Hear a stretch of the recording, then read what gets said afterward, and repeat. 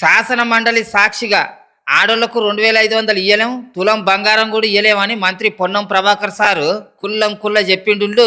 ఇగో కావాలంటే మీరే నూర్రి.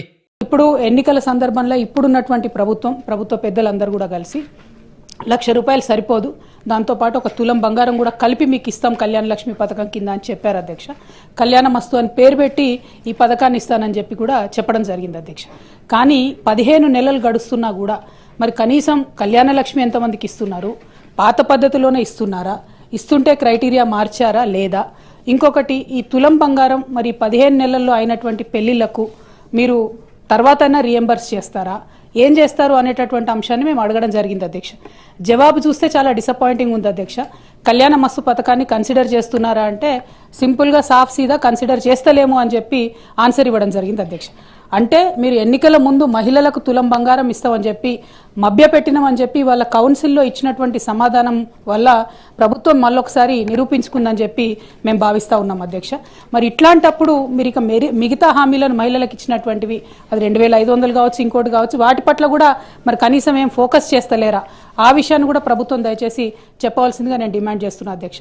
మరి ఇంత సోషల్ కాన్సెప్ట్, ఇంత బ్యాక్గ్రౌండ్తోని మంచి ఇండికేటర్స్తోని చేసినటువంటి కార్యక్రమాన్ని నీరుగార్చడం, మీరు ఇచ్చినటువంటి హామీ మీద ఇంత విస్పష్టంగా మేము అసలు చెప్తలేము, కన్సిడర్ చేస్తలేమని చెప్తే ఇది మహిళలను మీరు మోసం చేసినట్టుగానే మేము భావించవలసి వస్తుందని చెప్పి ఈ సందర్భంగా ప్రభుత్వాన్ని అడుగుతూ కనీసం మరి తర్వాతన్నా ప్రారంభిస్తారా అనేటటువంటి ప్రశ్నను నేను మంత్రి గారిని అడుగుతా ఉన్నాను. సార్, గౌరవ సభ్యురాలు అడిగినటువంటి ప్రశ్నకు ఏ లేదండి, బి ఆ ప్రశ్న ఉత్పన్నం కాదు, సి ఆ ప్రశ్న ఉత్పన్నం కాదండి. సార్, గౌరవ సభ్యురాలు అడిగినటువంటి ప్రశ్నకు ఏ లేదండి, బి ఆ ప్రశ్న ఉత్పన్నం కాదు, సి ఆ ప్రశ్న ఉత్పన్నం కాదండి.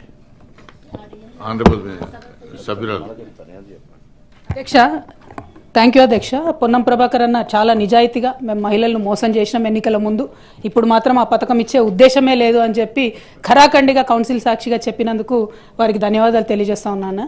కానీ ఈ రాష్ట్రంలో మహిళలు దాదాపుగా 51% పైచిలకు ఉన్నారన్న.